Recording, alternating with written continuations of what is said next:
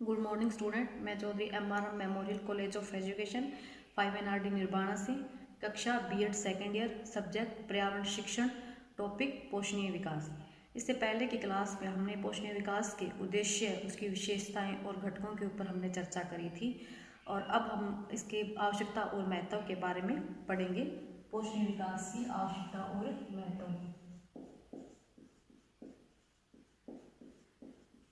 पोषणीय विकास की आवश्यकता और महत्व। इससे पहले की क्लास में हमने पोषणीय विकास की आवश्यकता और महत्व के 4 बिंदुओं के ऊपर चर्चा करी थी, जिसमें पहला था पर्यावरणीय संसाधनों का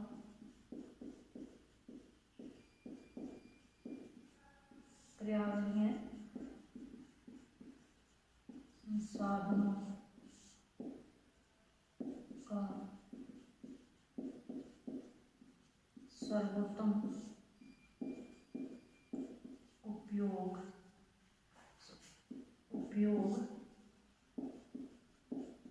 करना। दूसरा था संतुलित विकास। तीसरा था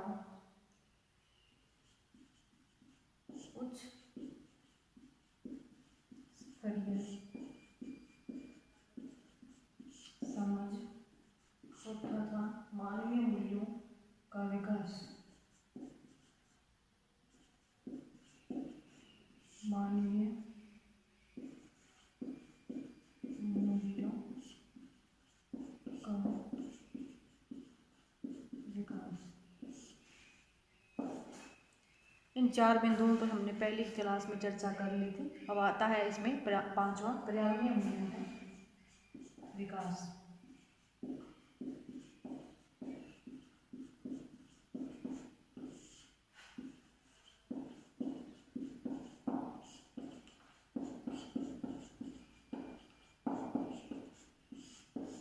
पर्यावरणीय मूल्यों का विकास। पर्यावरणीय मूल्यों का विकास पोषणीय विकास का प्रमुख उद्देश्य है। इसके माध्यम से छात्रों को यह बताया जाता है कि पर्यावरण में उपस्थित विभिन्न प्रकार की वस्तुओं के हमारे जीवन में कौन कौन सी उपयोगिताएं हैं तथा इनके संरक्षण की क्या आवश्यकताएं हैं। इस प्रकार के अनेक प्रश्नों का उत्तर प्राप्त करने के बाद छात्र पर्यावरणीय संसाधनों के महत्व को समझता है, संसाधनों का संरक्षण करता है, समाज में फैलने वाले विभिन्न प्रकार के पर्यावरणीय प्रदूषणों को रोकने में अपनी भूमिका अदा करता है और इस प्रकार छात्रों में पर्यावरणीय मूल्य विकसित करने में पोषणीय विकास की प्रमुख भूमिका होती है। इसके बाद में है समस्याओं का समाधान करना।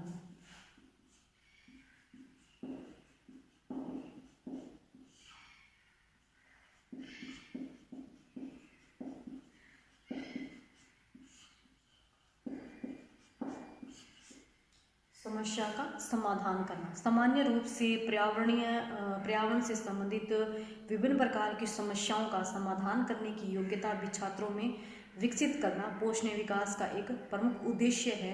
जैसे वायु में कार्बन डाइऑक्साइड धुएं के कारण वायु पूर्णतः प्रदूषित हो जाने से अनेक प्रकार के रोगों को जन्म मिलता है। इस समस्या का समाधान छात्र वाहनों का प्रयोग कम करके तथा अधिक से अधिक पेड़ लगाने के लिए रैलियों का आयोजन कर सकते हैं और इससे पर्यावरण का संरक्षण भी होगा तथा वायु प्रदूषण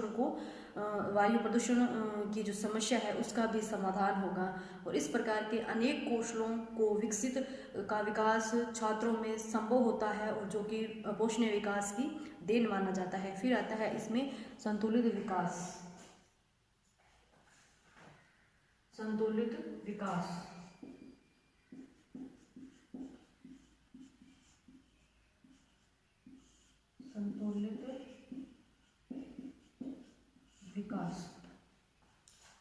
फिर आता है इसमें संतुलित विकास। पोषणीय विकास का प्रमुख उद्देश्य संतुलित आर्थिक विकास की अवधारणा को जन्म देना है, क्योंकि इसमें प्रमुख रूप से इस तथ्य का ध्यान रखा जाता है कि सभी व्यक्ति अपनी आर्थिक आवश्यकताओं की पूर्ति हेतु संतुलित रूप से प्राकृतिक संसाधनों का उपयोग करें, जिससे संतुलित आर्थिक विकास संभव हो सके। यदि कोई राष्ट्र प्राकृतिक संसाधनों का सर्वाधिक प्रयोग करता है तो और अधिक लाभ कमाता है, तो दूसरा राष्ट्रीय संसाधनों का सामान्य प्रयोग करता है, उसका लाभ भी कम होता है। इस स्थिति में आर्थिक विकास असंतुलित हो जाता है, और संतुलित आर्थिक विकास उस स्थिति में संपन्न होगा जब सभी राष्ट्र समान रूप से संसाधनों का उचित उपयोग करेंगे। पोषणीय विकास का प्रमुख आधार प्रत्येक क्षेत्र में संतुलित स्थापित करना है। फिर आता है इसमें संतुलित सामाजिक विकास। फिर आता है इसमें संतुलित सामाजिक विकास। ये मैं यहाँ लिखती हूँ।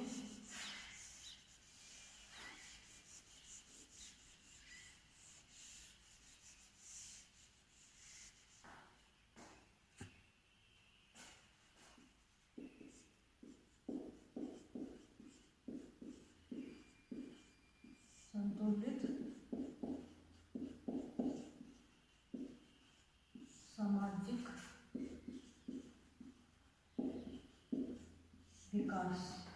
संतुलित सामाजिक विकास पोषणीय विकास के अंतर्गत विभिन्न प्रकार के प्राकृतिक संसाधनों का संरक्षण इसीलिए किया जाता है कि आगे आने वाली पीढ़ी का विकास संतुलित रूप से हो सके, क्योंकि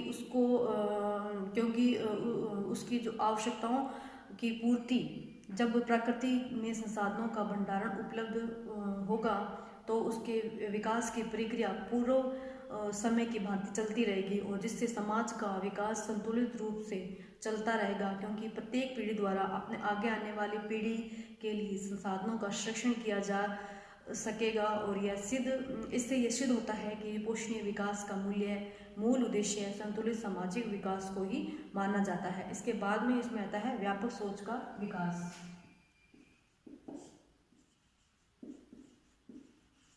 व्यापक सोच का विकास। पोषणीय विकास का उद्देश्य मानव में व्यापक सोच को विकसित करना है। जब मानव वर्तमान में रहते हुए आगे आने वाली पीढ़ी की आवश्यकताओं विकास के बारे में विचार करता है तो यह उसकी व्यापक सोच का ही परिणाम होता है। पोषणीय विकास में यह धारणा प्रमुख रूप से कार्य करती है, और इस प्रकार के अनेक उदाहरण पोषणीय विकास में देखने को मिलते हैं जो मानव को व्यापक सोच से संपन्न बनाते हैं। तो ये थे पोषणीय विकास की आवश्यकताओं और महत्व के बिंदु। इसके बाद में हम करेंगे पोषणीय विकास के क्षेत्र।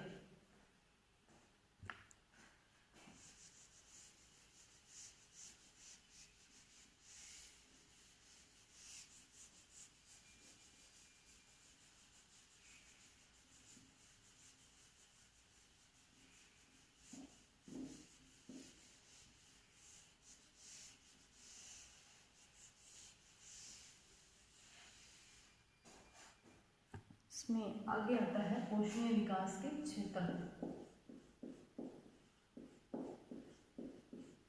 पोषणीय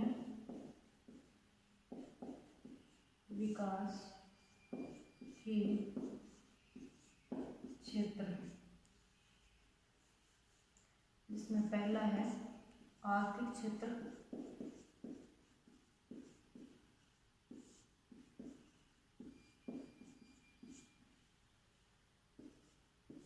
दूसरा है पर्यावरणीय क्षेत्र,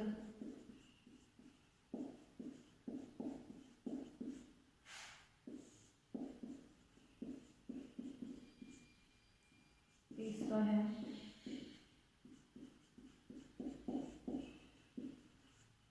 सामाजिक क्षेत्र, चौथा है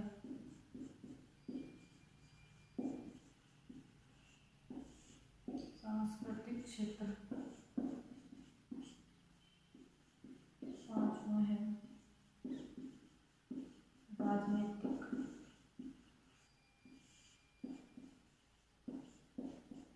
क्षेत्र, छठा है पारिस्थितिकी क्षेत्र।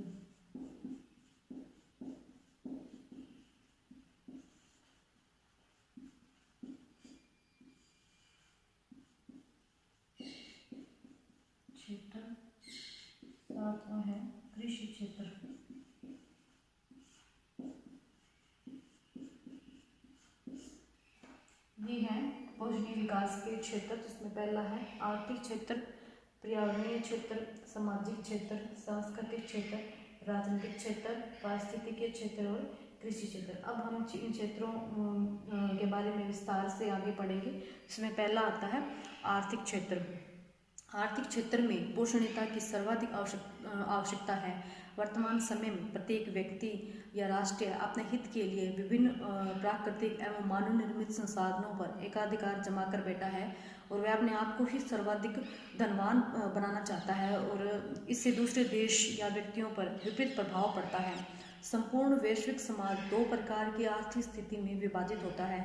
कुछ देशों में तो विकसित और आर्थिक रूप से संपन्न माना जाता है और कुछ देश गरीब और अविकसित रूप में माने जाते हैं। दूसरे शब्दों में आर्थिक क्षेत्र में विसंगति उत्पन्न हो जाती है और मानवीय दुष्प्रयासों के माध्यम से प्राकृतिक संसाधनों के गलत प्रयोग से इस प्रकार की स्थिति उत्पन्न होती है। आर्थिक विकास में किसी न किसी रूप से प्राकृतिक संसाधनों का जो प्रयोग है वो अवश्य होता है।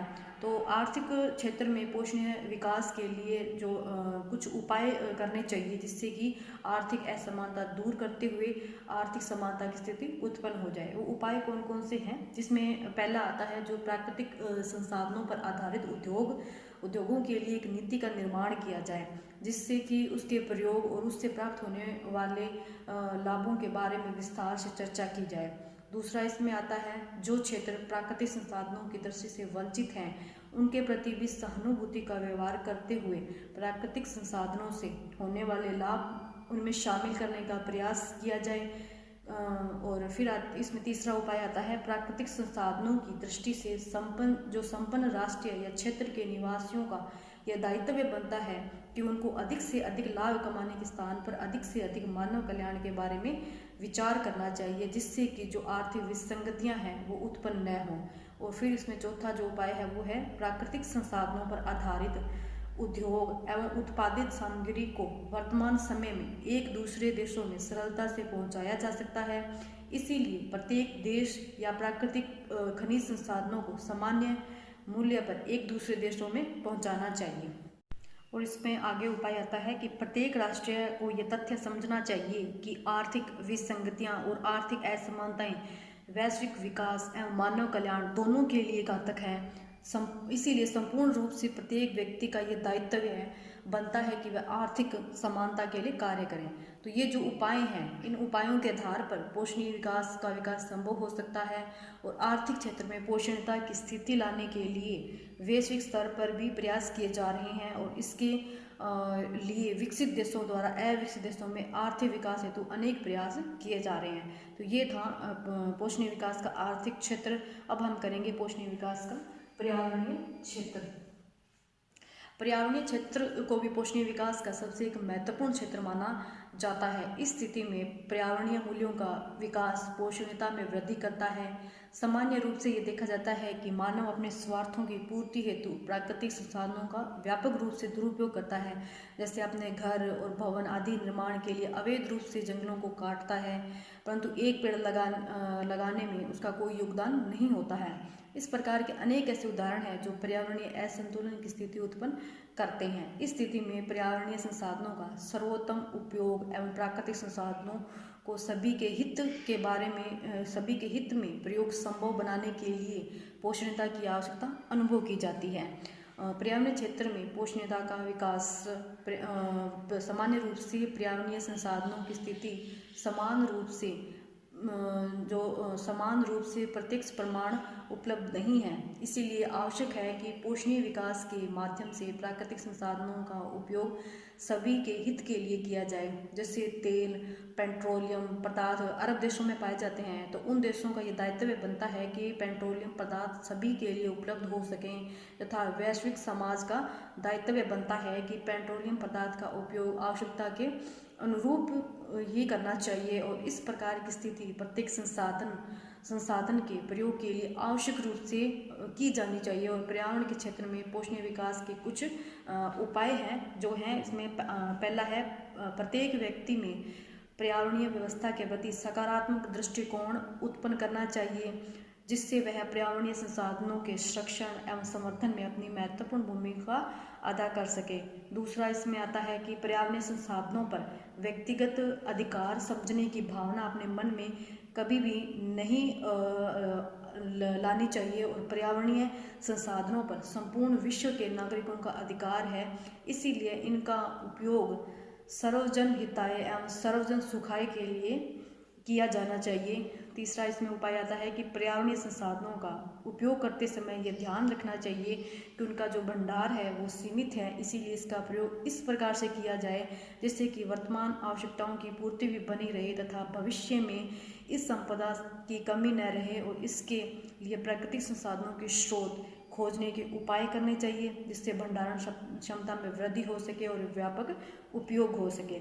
इसके बाद में इसका उपाय आता है कि प्राकृतिक संसाधनों पर अपव्यय नहीं करना चाहिए तथा जो नवीन तकनीकों का प्रयोग करके प्राकृतिक संसाधनों का संरक्षण एवं संवर्धन करना चाहिए, जैसे जल प्रबंधन के माध्यम से पानी के स्तर को आगे बढ़ाया जा सकता है, और इस प्रकार के उपाय प्रत्येक संसाधन के संदर्भ में किए जाने चाहिए। फिर आता है इसमें प्राकृतिक संसाधनों को अपने उपयोग का विषय नहीं बनाना चाहिए तथा इसको जन सामान्य के उपयोग का साधन बनाना चाहिए। जो साधन जिस क्षेत्र में है उस क्षेत्र के नागरिकों का यह वैश्विक दायित्व बनता है कि वह इनका उपयोग सार्वजनिक हित के लिए करें।